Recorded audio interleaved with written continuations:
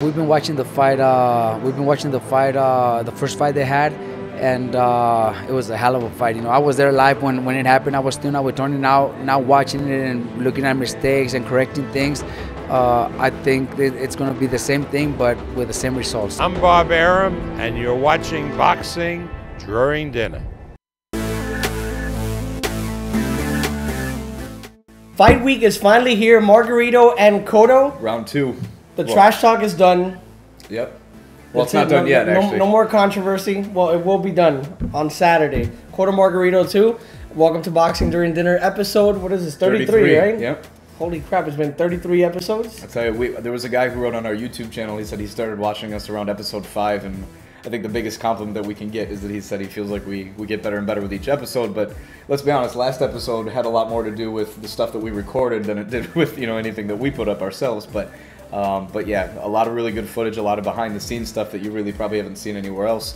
And Cotto Margarito 2 is going to be a freaking war, and that's not even counting the undercard. And in case people haven't seen it, watch it, Yeah, episode 32, and you can go to our website, boxingduringdinner.com, to watch it. But let's talk about the food real quick. Yeah. We're eating lime. I'm not eating much because I always commit the sin of eating before boxing during dinner.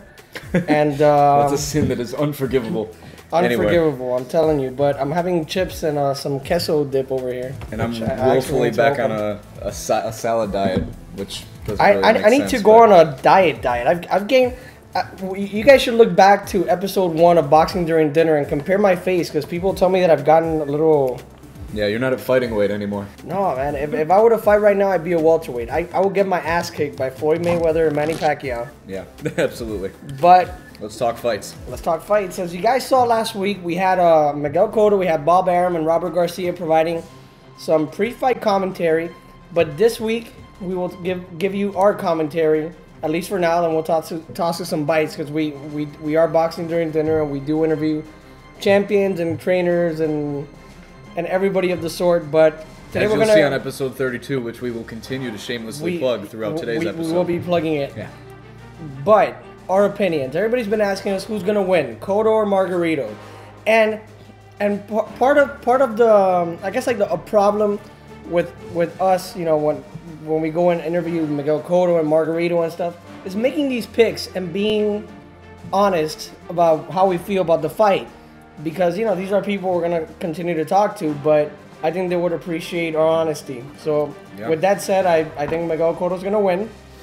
I do believe in the first fight, Margarito used the plaster. And I'll tell you why. Every time I've spoken to Margarito, Margarito's always been a really nice guy. I get along with Robert Garcia just fine, and this isn't anything against Robert, because he came along after the fight.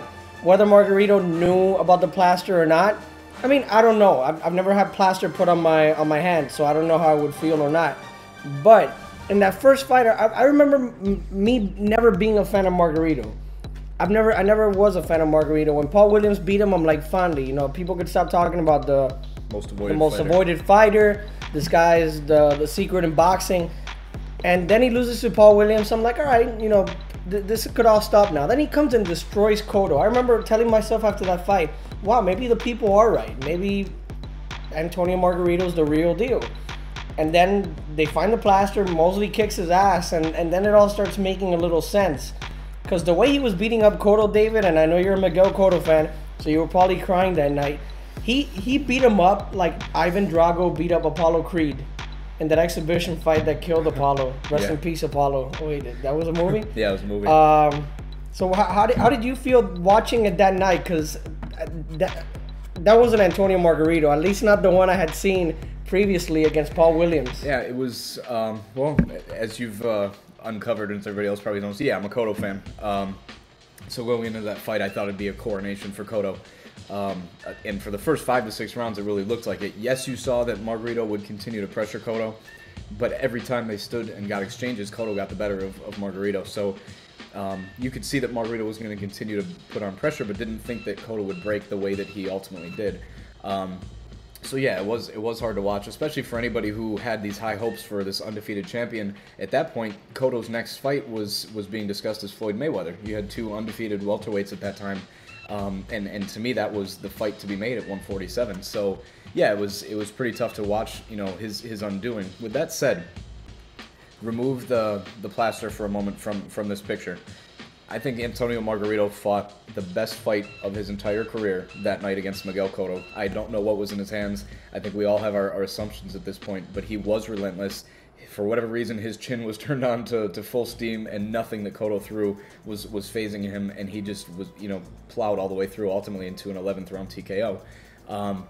As far as Cotto, I think there is more room for Cotto to make changes in this fight this coming weekend and come out better. Whereas Margarito, I think you've absolutely seen the best he has to offer against Miguel Cotto. And is that going to be, enough in the second fight? Well, I don't know. Some guys have each other's numbers, and I think for as long as this fight lasts, it's going to be another war. But I have to think that Cotto's at a point where he's lost less than Margarito has, and he has a better chance to adjust his game plan to win this fight. I agree with you, and like you said, his chin was amazing that night, and it's not taking away anything from Margarito because, like I said, I didn't think he was a great fighter, but he was still a good fighter, and that night he took some great punches from Miguel Cotto. Against Pacquiao, he took a beating, but he took it, and he took it for 12 rounds, and he could have given up at any point after the 8th round. He had a fractured orbital socket. I mean, for God's sakes, the guy's eye could have fallen off during the fight, and this guy kept fighting. So we got to give props to Antonio Margarito. As far as Cotto, David, something that, and this is just me, with just using, I guess, my Miami experience as far as trainers, with the bros, the Cuban trainer, Miguel Cotto has, and it's no secret. It was said in 24/7. The guy has zero professional experience. He's just been training amateurs. Mm-hmm. The amateur game and the professional game are two entirely different things, and we have seen that with the Cuban boxers. Erislandy Lara was probably the most professionally sound fighter of the group. Jordanis Ugas, who you did see on Boxing During Dinner as well. But there's fighters like Gamboa and Guillermo Rigondeaux, who you've seen early on in their career, that they have a problem adjusting from amateur to pro. And I remember speaking to Freddie Roach, and he told me Rigondeaux has a very tough time adjusting to the professional game. Right. So here you have this guy who's trained fighters in Cuba for years and years and years and thousands of fights, and you have him training a guy who's already been world champ. Cotto's been doing this a long time. I don't think he's gonna regress back to an amateur type level of fighting, right.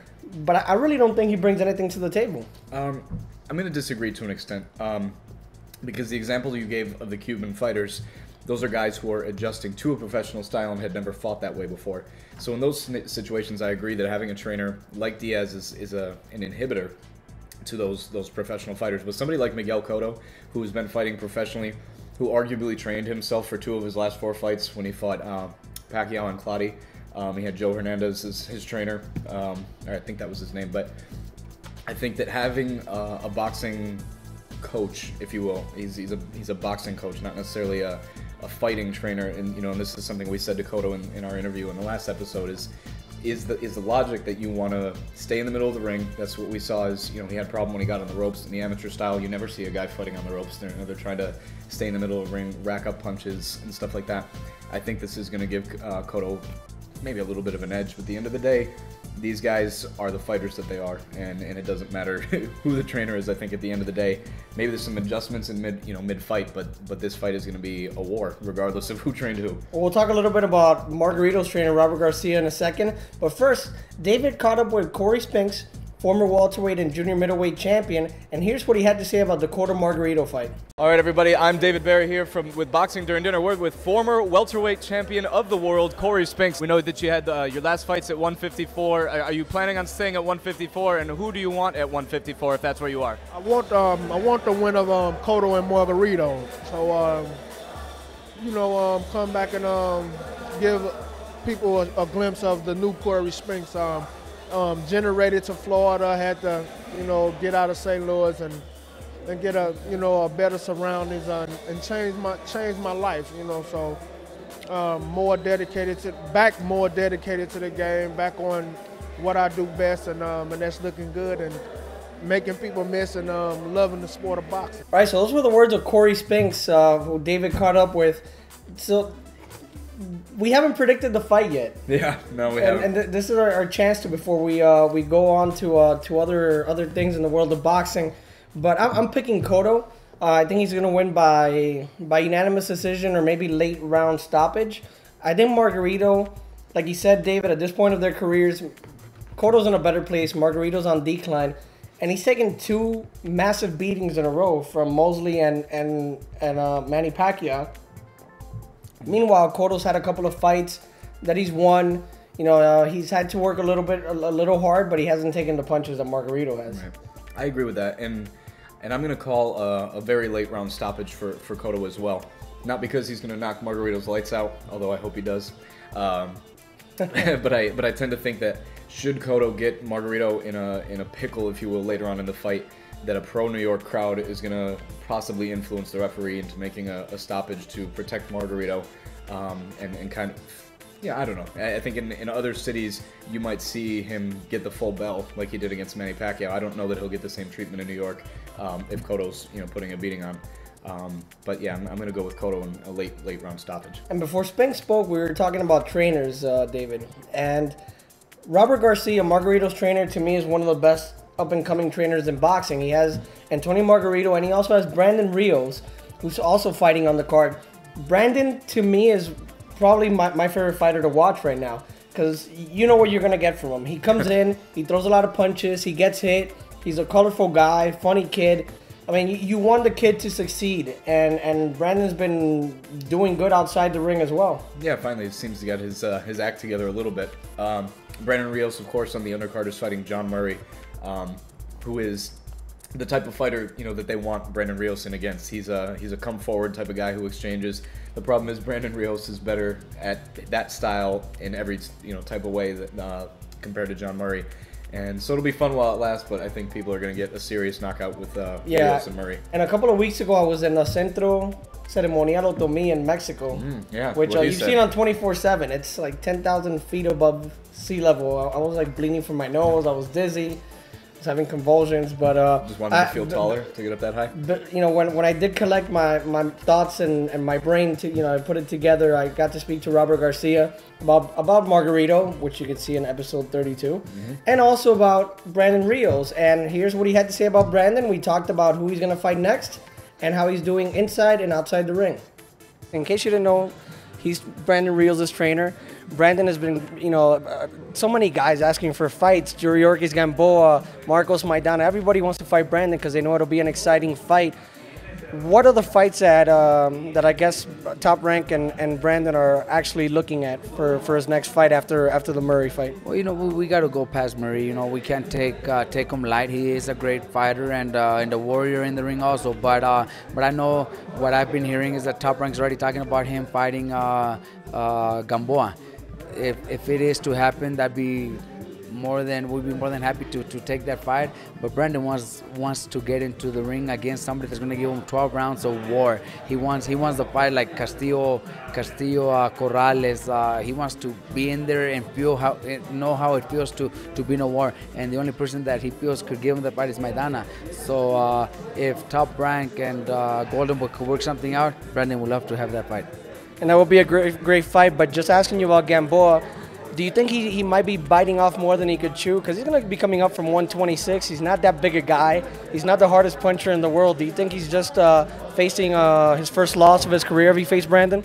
He is a hell of a fighter. He is fast. He does have power, but Brandon's a monster at 135, and it will be a good fight. But I see Brandon, picking him apart little by little and finish him off in the late rounds.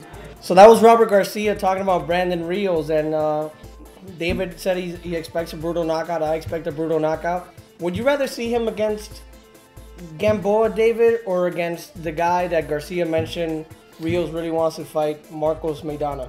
Well, because of something that actually just came out today, this is it's an unconfirmed fight, but it looks as if in February of 2012 we're going to have Devin Alexander versus Marcos Maidana at 147 pounds, which I think is an exciting fight. On paper, I'm really excited to see that. I think Maidana finally wins. Puts Alexander away, who's really shown less and less in each of his last 3 fights, to be frank. That would have been... No, I thought you were David. I'm Dave. Yeah, I'm a Libra too. That would have been a really good fight, but I think Gamboa Rios has a classic written all. You like that, didn't you? I did. I think Gamboa Rios has classic written all over it at 135 pounds. I think both fights have classic written all over it. Yeah, that's for sure. I mean, those two fights may be the most exciting fights in boxing. Anytime Rios is in the ring, you have to turn it on. And something that wasn't that exciting was Saul Canelo Alvarez, my namesake, not related. I don't have red hair. Look, this is black hair. This is not red hair, so I'm not. This is no hair. I'm not related to Canelo Alvarez. Sin pelo. This young lady back here, Melissa Alvarez, may be related to Canelo Alvarez, Yeah. but at least I'm not. Nor am I. You know what? Canelo, yes, he's a strong kid. He throws a good right hand, but Kermit Cintron is shot. I mean, a few months ago, we predicted him losing to Carlos Molina here on the show. I mean, You did. I did. Because Carlos Molina is a good technical fighter. But, man, I mean, Cintron is in a way, worse place than I ever imagined him to be. He was out of it from the start of that fight.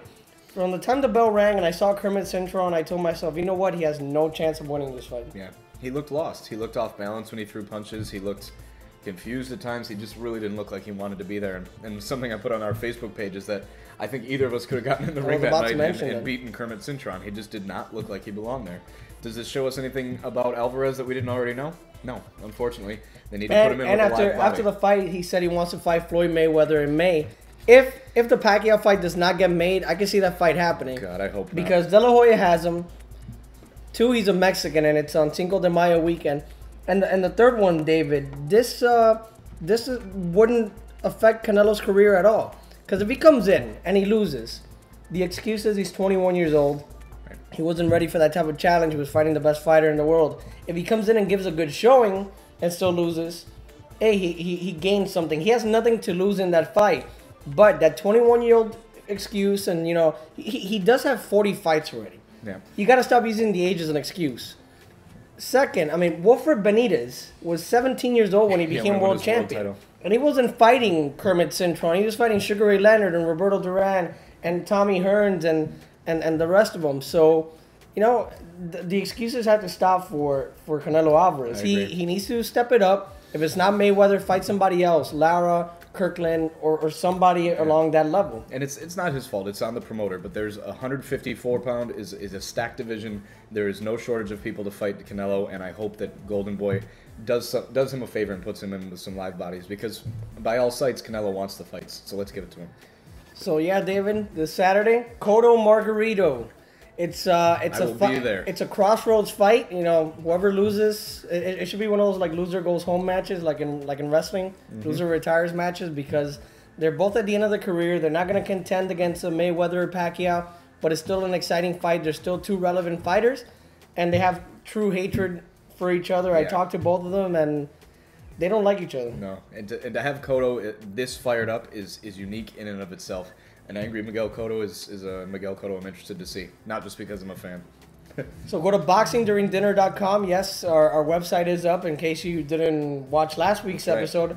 And in case you didn't see last week's episode, watch it, because it's a very good one. We hear from Miguel Cotto calling Margarito a failure in life. We have Robert Garcia talking about the plaster and the boogers. Yeah, and he does say boogers. He does. And Bob Arum being Bob Arum and promoting the fight. Yeah. So see it.